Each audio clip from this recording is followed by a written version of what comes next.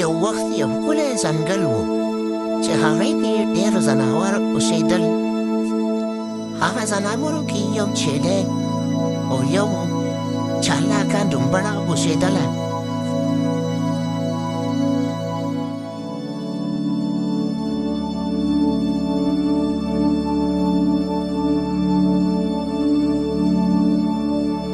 یو ورځ دا چیلۍ ډېره زیاته تږې شوې وه. د اوبو په تکل کې ګرځېده. ډېرو ګرځېدو نه پس هغې یو کوهی ولیدو چې هغې ته ورته.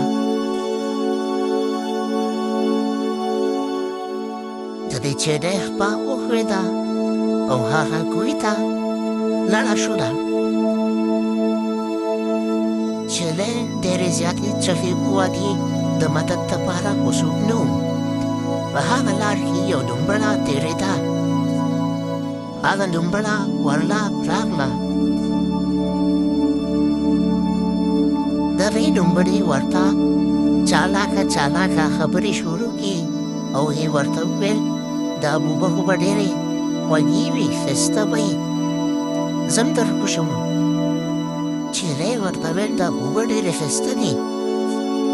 خو لومړی چالاکي وکړه او ورته وویل ته هم لا ټیټه کړه، زه به در وشم، نو اوبه به وڅښم، بیا به ستا مدد وکړم. نو لومړی اوبه وڅښلې او وروختتې. لکه لار تې روانه شوه او ویې خندل. به ورته وویل ای ساده چیلۍ،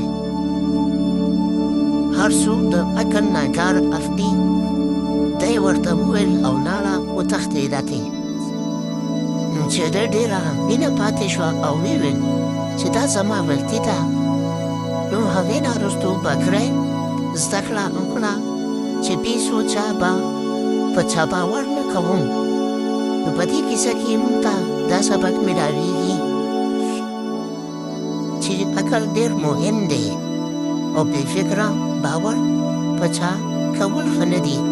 نو غوږو کتونکو چینل تر سره سبسکرایب کړئ او راتلونکي ویډیو ته انتظار کوئ.